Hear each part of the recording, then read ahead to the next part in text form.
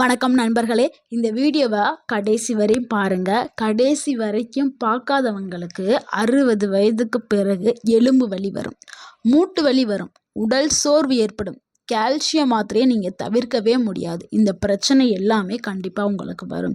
ஆனால் இந்த வீடியோவை நீங்கள் பார்த்தீங்கன்னா கண்டிப்பாக உங்கள் உடலுக்கும் உங்கள் உள்ளத்துக்கும் ஆரோக்கியம் கண்டிப்பாக கிடைக்கும். ஸோ நம்ம இன்னைக்கு வீடியோவில் என்ன பார்க்க போகிறோம்னா, பாலை விட 10 மடங்கு கால்சியம் கொண்ட ஒரு கிராமத்து உணவை தான் நம்ம பார்க்க போகிறோம். அதுவும் நம்ம காலையில் எடுத்துக்கிட்டோம்னா 24 மணி நேரத்தில் உங்களுடைய உடல் வலுவாகும். அது என்ன உணவுன்னு உங்களுக்கு தெரியுமா? அதுதாங்க ராகி. இதை கேழ்வரகு அப்படின்னு நம்ம சொல்லுவோம். ஸோ அந்த கேழ்வரகுல செய்யக்கூடிய உணவை தான் நம்ம பார்க்க போகிறோம். எதுக்காக இது கால்சியம் சத்து அதிகமாக இருக்குது, அதாவது பாலை விட கால்சியம் அதிகமாக இருக்குதுன்னு சொல்கிறோம்னா உண்மைதான். பாலில் 100 ml நீங்கள் பாலை எடுத்துக்கிட்டிங்கன்னா அதில் 120 mg கால்சியம் தான் இருக்கும். ஆனால் இந்த கேழ்வரகில் நீங்கள் 100 கிராம் நீங்கள் கேழ்வரகை எடுத்துக்கிட்டாவே 344 mg கால்சியம் கிடைக்கும். ஸோ இப்போ உங்களுக்கு புரிஞ்சிருக்கும் பாலை விட கால்சியம் சத்து அதிகமாக இருக்கக்கூடிய உணவு எதுன்னு. ஸோ ராகி தான், அதாவது கேழ்வரகு தான். ஸோ நிறைய பேருக்கு பால் சாப்பிட பிடிக்காது. ஆனால் இந்த உண்மை சிலருக்கும் தெரிஞ்சிருக்காது, பலருக்கும் தெரிஞ்சிருக்க வாய்ப்பு இருக்குது. ஸோ இது உண்மையான ஒரு அறிவியல் நிரூபணமான ஒரு உண்மை. ஏன்னா ராகியில் கால்சியம் சத்து அதிகமாக இருக்குது. சிலருக்கு பால் ஒவ்வாமையை ஏற்படுத்தும், சில செரிக்கவும் செய்யாது.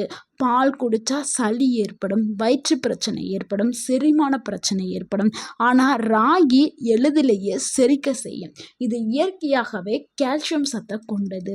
ஸோ நம்மளுடைய முன்னோர்கள் தாத்தா பாட்டி காலத்துலலாம் 90 வயசு வரைக்கும் நடந்து திரிஞ்சிட்டு இருப்பாங்க. அதுக்கு எல்லாமே காரணம் பால் இல்லைங்க, இந்த ராகி கூழ் தான். கேழ்வரகுடைய 10 அற்புதமான நன்மைகளை பார்க்கலாம். கேழ்வரகு என்ன பண்ணுதுன்னா நம்மளுடைய எலும்புகளை இரும்பு போல் வலுப்படுத்துறதுக்கு உதவி பண்ணுது. இந்த ஆஸ்ட்ரோபோரோசிஸ்ன்னு சொல்லக்கூடிய அந்த நோயை தடுக்கிறதுக்கு, வராமல் இருக்கிறதுக்கு உதவி. அடுத்து பெண்களுக்கு மெனோபாஸ் ஆனதுக்கு அப்புறம் கட்டாயமாக அவங்க எடுத்துக்கிற வேண்டிய ஒரு உணவுனா அது கேழ்வரகு தாங்க. ஏன்னா அவங்களுக்கு அந்த மெனோபாஸ் டைமில் அவங்க உடலில் ஹார்மோன் சேஞ்ச் ஏற்பட்டிருக்கும். அதாவது ஹார்மோன் சேஞ்ச் ஏற்படுறதுனால தான் 40 வயசுக்கு மேலே மெனோபாஸ் ஆகிறாங்க. ஸோ அந்த டைமில் அவங்களுடைய எலும்பு பலவீனமாக இருக்கும். ஸோ அவங்க கண்டிப்பாக இந்த கேழ்வரகை எடுக்கணும். கேழ்வரகை எடுக்கும் பொழுது அவங்களுடைய எலும்பு இரும்பு போல வலுவாக்கப்படும். அடுத்து மூட்டு வலியை மெதுவாக குறைக்கிறதுக்கு இந்த கேழ்வரகு உதவி பண்ணுது. முழங்கால், இடுப்பு, முதுகு வலி இப்போ இருக்கிற காலகட்டத்தில் வயதானவர்களுக்கு மட்டும் இல்லை, வயதிற்கக்கூடிய 30 வயதை தாண்டாவே இடுப்பு வலி வந்துடுது. 40 வயதில் முழங்கால் வலி வந்துடுது, நடக்க முடியலை. அந்த அளவுக்கு நம்மளுடைய உணவு பழக்க வழக்கம் மாறிடுச்சு. ஸோ நோய்களும் அதிகமாக நம்மளை தாக்கிருச்சு. ஸோ இந்த மூட்டு வலி, இடுப்பு வலி, முதுகு வலியை குறைக்கிறதுக்கு எந்த ஒரு மருந்தோ மாத்திரையோ நம்மளுக்கு பயன்படாது. அந்த வலியை மட்டும்தான் நிப்பாட்டும், திருப்பி அது வரத்தான் செய்யும். உங்களுடைய எலும்புகளையும் உங்களுடைய அந்த கால் நரம்பு, எலும்பு எல்லாத்தையுமே வலுப்படுத்துறதுக்கு இந்த கேழ்வரகு தான் உங்களுக்கு ஒரு சிறந்த உணவாக இருக்குது. ஸோ இந்த உணவை எடுக்கிறதுனால உங்களுக்கு எந்த ஒரு சைடு எஃபெக்ட்டுமே இல்லை, உங்களுடைய உடலை வலுவாக்க மட்டுமே செய்யும். நீங்கள் இதுக்காக கால்சியம் மாத்திரை சாப்பிடும் பொழுது உங்களுக்கு பின்னாடி பிரச்சனையை ஏற்படுத்தும், சைடு எஃபெக்ட் வரும். இப்போ உங்களுக்கு வலி நிப்பாட்டி கொஞ்சம் நல்லா இருக்கிற மாதிரி நீங்கள் ஃபீல் பண்ணுவீங்க. இன்னும் வருடங்கள் ஆக பிரச்சனை வரும். ஆனால் இந்த கேழ்வரகு சாப்பிடும் பொழுது எந்த ஒரு பிரச்சனையுமே வராது.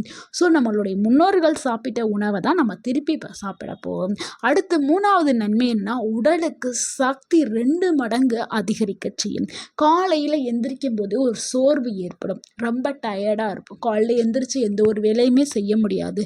அந்த அளவுக்கு ரொம்ப டயர்டாக இருக்கும் பொழுது நம்ம இந்த ராகியை நம்ம காலை உணவாக எடுக்கும் பொழுது அந்த நாளை நல்லா சுறுசுறுப்பாகவும் எனர்ஜியாகவும் நம்மளுக்கு நல்ல ஒரு உடல் நிலையையும் கொடுக்கறதுக்கு இது உதவி பண்ணும். அடுத்து 4வது நன்மை என்னன்னா, சர்க்கரை நோயாளிகளுக்கு மிகவும் சிறந்த ஒரு உணவாக இந்த ராகி வந்து உதவி பண்ணுது. அந்த காலத்துலலாம் கேழ்வரகுல கூழ கிண்டி குடிச்சிட்டு தான் வயலுக்கு வேலைக்கு போவாங்க. வயதானவர்களா இருந்தாலும் சரி, வயது கம்மியா இருந்தாலும் அவ்வளோ எனர்ஜியாவும் வேலையில வேலை செய்வாங்க. இப்ப இருக்கிறவங்க எல்லாருமே வந்து உணவு பழக்க மாற்றத்தினால சர்க்கரை நோய் வந்துருச்சு. வயதானவர்களுக்கு கண்டிப்பாக வீடு தவறாம ஒரு வீட்ல ஒருத்தவங்களுக்காவது வராம இருக்காது. எல்லார் வீட்லேயும் ஒருத்தவங்க சர்க்கரை நோயாளிகள் இருப்பாங்க. ஸோ அப்படி இருக்கிறவங்களுக்கு இந்த ராகி உணவு வந்து சிறந்த ஒரு உணவாக இருக்குது. ஏன்னா இதில் வந்து லோ கிளைசிமிக் இண்டெக்ஸ் குறியீடு இருக்குது. உங்களுடைய பிளட் சுகரை வந்து சடனாக ரைஸ் பண்ணாது. ஸோ அதை பேலன்ஸ் பண்ணி கண்ட்ரோல் பண்ணுறதுக்கு இந்த ராகி கூழ் வந்து உதவி பண்ணுது. அடுத்த 5வது நன்மை என்னென்னா, உடல் எடையை குறைக்கிறதுக்கு. ஏன்னா இதை நீங்கள் சாப்பிட்டீங்கன்னா நீண்ட நேரம் வந்து பசி எடுக்காது. மற்ற உணவுகளை சாப்பிடணுன்னு நம்மளுக்கு தோணாது. அந்த அளவுக்கு நம்மளுடைய பசிகள் வந்து நீண்ட நேரம் தாக்குப்பிடிக்கிறதுக்கு இந்த உதவி பண்ணும். அடுத்து 6வது நன்மை என்னென்னா, குழந்தைகளுடைய உயர வளர்ச்சிக்கு. நிறைய குழந்தைகள் வந்து ரொம்ப ஷார்ட்டாக இருப்பாங்க. ஸோ அவங்கள ஹைட் ஆக்கணும் நிறையா தாய்மார்கள் வந்து ட்ரை பண்ணுவாங்க. அதுக்கு நீங்கள் இந்த குழந்தைகளுடைய வளர்ச்சிக்கு இது முக்கிய பங்கு வகிக்குது. அதாவது போன் டென்சிட்டியை இன்க்ரீஸ் பண்ணுறதுக்கு இந்த ராகி வந்து உதவி பண்ணுது. நிறைய குழந்தைகளுக்கு சின்ன வயசில் சொல்லுவாங்க, வீட்டில் பெரியவங்க இருந்தால் சொல்லுவாங்க, என்ன சொல்லுவாங்கன்னா, அந்த ராகி இருக்குல்ல, அந்த கேழ்வரகை வந்து நைட்டு தண்ணியில் ஊற வச்சுட்டு காலையில் கொஞ்சம் ஊறி இருக்கும் முளை கட்டி வர வைக்கிறதுக்கும் ஒரு 3 நாளுக்கு அப்புறம் தான். இது முளை கட்டுறது கொஞ்சம் நாள் எடுக்கும். ஏன்னா இது கடினமாக இருக்கும் அதோடைய ஸ்கின் எல்லாமே. ஸோ இது 3 நாள் தண்ணியில் ஊற வச்சு, அதாவது 1 நாள் தண்ணியில் ஊற வச்சுட்டு துணியில் கட்டி தண்ணி தெளித்து 3 நாள் வரைக்கும் வச்சுட்டு 3ஆம் நாள் நீங்கள் பார்க்கும்போது முளை கட்டி இருக்கும். சிலது வந்து ரொம்ப ஹார்டாக இருந்தால் 4 நாள் கூட ஆகும். ஸோ முளை கட்டி வச்சதை அதை மிக்ஸி ஜாரில் போட்டு அரைச்சி அந்த பாலை மட்டும் எடுத்து அடுப்பில் கிண்டி அந்த பாலை குழந்தைகளுக்கு கொடுப்பாங்க. ஸோ அப்படி கொடுக்கும் பொழுது அந்த குழந்தைகளுக்கு வந்து நல்ல வலுவான எலும்பு கிடைக்கும். ஸோ அந்த வளர்கிற குழந்தைல ஸோ எலும்புகள் வந்து நல்லா ஸ்ட்ராங்காகும். அதே மாதிரி நல்ல உயரமாக வளருவாங்க. நல்ல ஒரு ஹெல்த்தியான உடல் வந்து அந்த குழந்தைகளுக்கு கிடைக்கும். இதெல்லாம் வந்து எங்கள் வீட்டில் எங்களுடைய பாட்டிகள் வந்து எங்களுக்கு சொல்லியிருக்காங்க. நாங்களும் செஞ்சுருக்கோம். இந்த மாதிரி ஏதாவது ஒரு அனுபவம் இருந்தால் அதை நீங்கள் கமெண்டில் ஷேர் பண்ணுங்கள். அடுத்து வந்து பெண்களுக்கு இரும்பு சத்து குறைபாடு நிறையா பெண்களுக்கு இருக்கும். அது முக்கியமாக இந்த கர்ப்ப காலத்தில் இருக்கக்கூடிய பெண்களுக்கு வந்து இரத்த சோகை ஏற்படும். ஸோ அந்த இரத்த சோகையை சரி பண்ணுறதுக்கு இந்த ராகி வந்து ஒன்று அவங்களுக்கு போதும். அதே மாதிரி வயிற்றை சுத்தம் பண்ணுறதுக்கு, அந்த மலச்சிக்கல் ப்ராப்ளத்தை சரி பண்ணுறதுக்கு உதவி பண்ணும். முக்கியமாக இதயத்தை ஆரோக்கியமாக வச்சுக்கிறதுக்கு இந்த ராகி வந்து உதவி பண்ணுது. கொலஸ்ட்ராலை பேலன்ஸ் பண்ணுறதுக்கு நம்மளுடைய ராகி வந்து உதவி பண்ணுது. 60 வயதிற்கு மேலே மருந்து இல்லாமல் நான் பலமாக ஸ்ட்ரென்த்தாக இருக்கணும்னா நீங்கள் கண்டிப்பாக ராகியை நீங்கள் உணவில் சேர்த்துக்கணும். அதுவும் காலையில் எடுக்கும் பொழுது உங்களுக்கு வந்து இன்னமும் சிறந்த ஒரு ஆரோக்கியம் வந்து கிடைக்க ஆரம்பிக்கும்.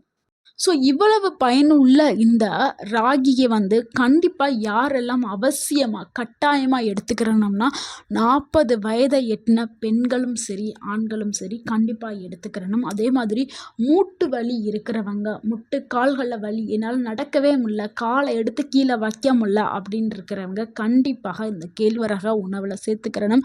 அடுத்து சர்க்கரை நோயாளிகள் எடுத்துக்கிறணும், குழந்தைகள் எடுத்துக்கிறணும், கர்ப்பிணி பெண்கள் எடுத்துக்கிறணும், மாதவிடாய் நிற்கும் பெண்கள், அதாவது அந்த மெனோபாஸ் ஆன பெண்கள் கண்டிப்பாக எடுத்துக்கிறணும். இந்த 6 பேருமே தினமும் நீங்கள் ராகியை எடுத்துக்கிட்டிங்கன்னா உங்களுடைய மருத்துவ செலவு பாதியாக குறைய ஆரம்பிக்கும். அடுத்து காலையில் ராகி சாப்பிடக்கூடிய சரியான முறைகளை நம்ம பார்க்கலாம். இதுக்கு வந்து காலையில் பெஸ்ட்டு டைம்ங்க. காலையில் 6லேருந்து 8 மணிக்கு நீங்கள் வெறும் வயிற்றுலையும் சாப்பிட்லாம். மெத்தட் 1 என்னென்னா, ராகி கூழாக நீங்கள் எடுத்துக்கலாம். இது ரொம்ப ரொம்ப சிறந்தது சீனியர்களுக்கு, அதாவது வயதானவர்களுக்கு ரொம்ப சிறந்தது. ராகி மாவு வந்து நீங்கள் 1 டேபிள் ஸ்பூன் எடுத்துகிட்டு 1 கப்பு தண்ணீரை ஊற்றி அதை அப்படியே நீங்கள் மெதுவாக கிண்டிகிட்டே வாங்க. கிண்ட அது கெட்டியாகும்.